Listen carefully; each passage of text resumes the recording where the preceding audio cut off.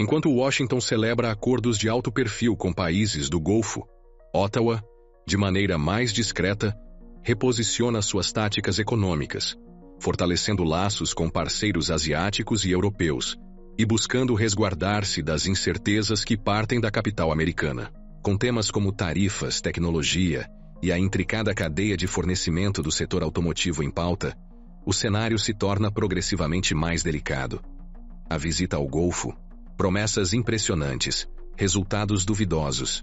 O que à primeira vista parecia um espetáculo de poder e ostentação, com carros futuristas, aviões de combate e recepções luxuosas, logo revelou seu aspecto de movimentação geopolítica.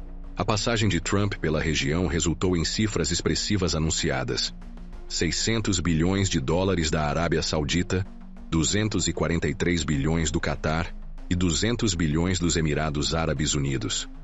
As propostas abrangiam desde mega empreendimentos em inteligência artificial até novas colaborações em energia e defesa.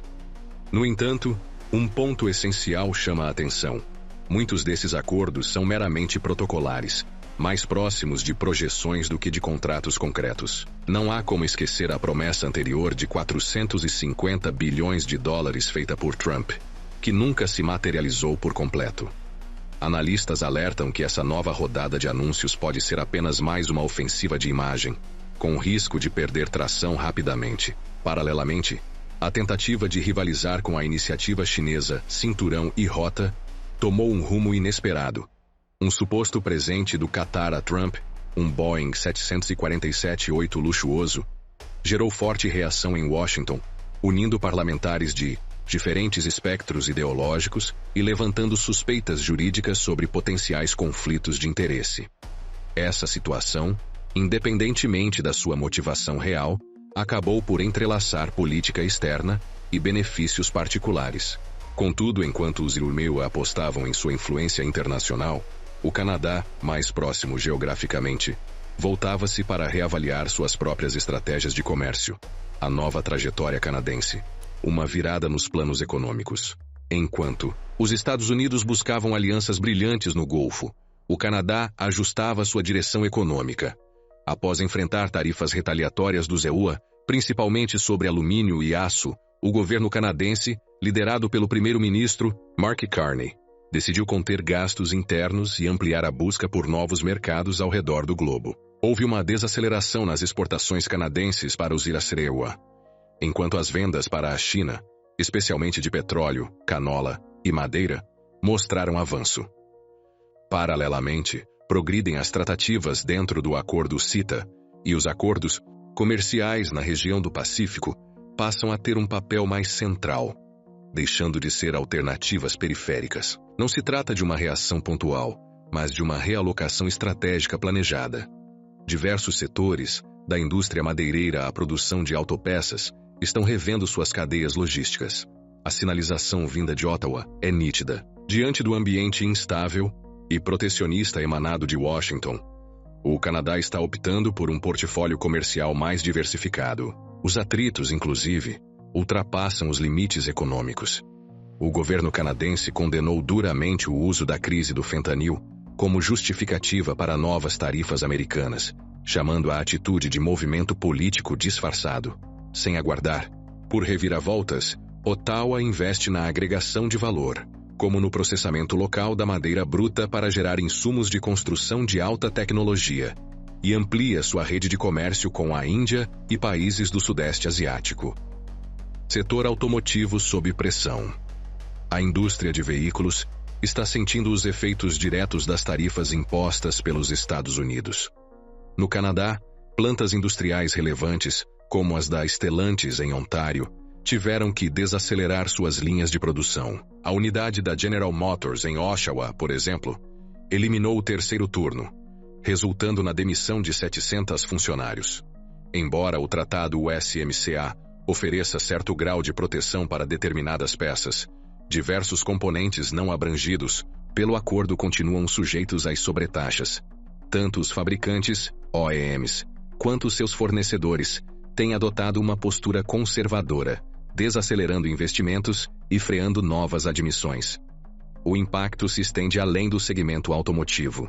Setores como o de aço, alumínio e madeira também vêm sofrendo os reflexos dessa política.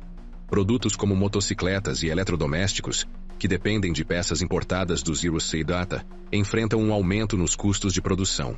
Ainda que os preços ao consumidor no Canadá não tenham registrado grandes altas até o momento, analistas projetam que essa estabilidade é passageira. A expectativa é que, em cerca de 6 meses, os preços comecem a subir, à medida que os custos forem sendo repassados ao longo da cadeia produtiva.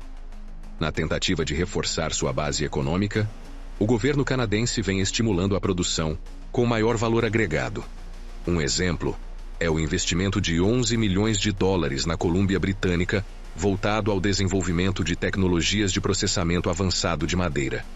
No entanto, para que medidas como essa ganhem maior alcance, será preciso um envolvimento político e financeiro mais robusto em nível federal. Se a pressão econômica se mantiver, uma resposta política mais incisiva se tornará inevitável. Diplomacia, tecnologia e a confiança abalada. A reconfiguração da política comercial do Canadá começa a causar inquietação entre os representantes políticos dos Estados Unidos. Recentemente, uma comitiva bipartidária esteve em Ottawa, buscando atenuar as tensões. Ainda assim, o primeiro-ministro Carney foi categórico ao afirmar que a era de estreita integração econômica entre os dois países já faz parte do passado. O que se vislumbra são colaborações pontuais e focadas, como a atualização do sistema de defesa NORAD ou a implementação de uma estrutura antimísseis nos moldes do Domo de Ferro. Apesar disso, iniciativas nessa esfera militar são insuficientes para restaurar a confiança nas relações comerciais bilaterais. Paralelamente, cresce no Congresso americano a preocupação com os riscos de transferência de tecnologia sensível, especialmente diante dos acordos promovidos por Trump com os países do Golfo. A participação de figuras influentes como Elon Musk, Sam Altman e Jensen Huang nessas negociações alimenta os temores em torno da possível disseminação de conhecimentos estratégicos em áreas como inteligência artificial e semicondutores. Países do Golfo, como Arábia Saudita e Emirados Árabes Unidos, estão canalizando vultosos recursos para a criação de centros de inovação em IA e tentando reduzir sua dependência tecnológica da China. A grande dúvida é: está acontecendo uma real mudança de paradigma ou uma jogada geopolítica de curto prazo? Um equívoco de avaliação por parte do CEL pode acabar fortalecendo tecnologicamente países que, no futuro, se tornariam concorrentes diretos em setores-chave.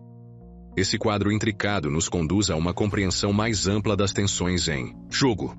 As rachaduras na estrutura econômica da América do Norte. Por trás das manchetes cotidianas, a robustez das relações comerciais norte-americanas começa a apresentar sinais de fragilidade. O antigo tratado NAFTA servia como um alicerce sólido, ainda que discreto, entre os Estados Unidos e o Canadá.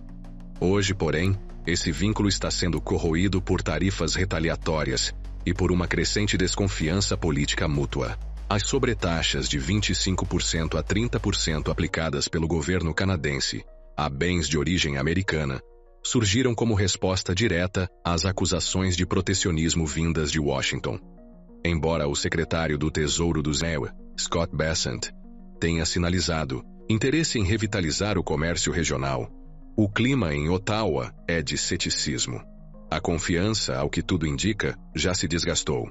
Diante desse panorama, o Canadá aposta com firmeza na diversificação de seus parceiros comerciais. A previsão é que o próximo orçamento federal contemple aportes relevantes em setores como energias limpas, inteligência artificial e estruturação de cadeias de fornecimento de minerais essenciais, como as terras raras.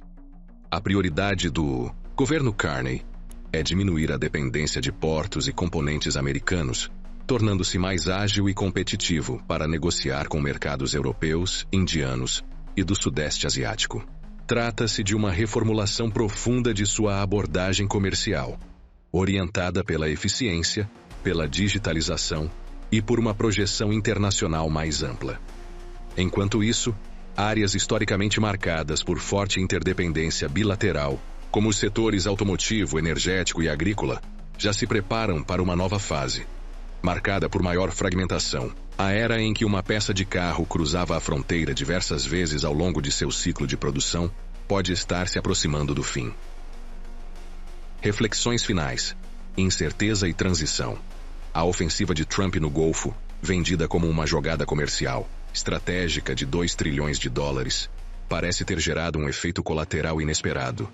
O distanciamento de antigos aliados como o Canadá, aprofundando as fraturas econômicas em vez de estreitar os laços. Apesar do brilho dos anúncios e da grandiosidade das cifras, pairam dúvidas sobre a consistência e a durabilidade desses acordos no longo prazo.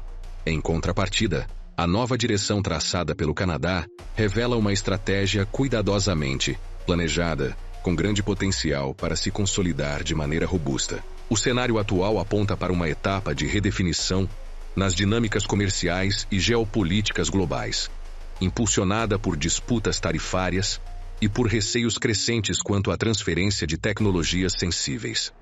Essa reconfiguração tende a impactar significativamente setores-chave, como o automotivo e o energético, nos próximos anos. Diante desse contexto, surgem questões importantes.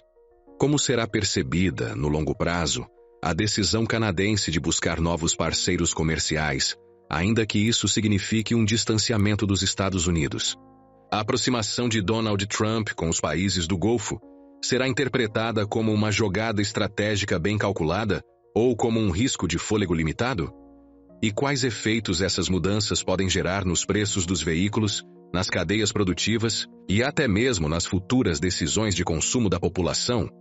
E você, o que pensa sobre isso? Deixe sua opinião nos comentários. Para continuar atualizado, veja o vídeo a seguir. Tenho certeza que será perfeito para você.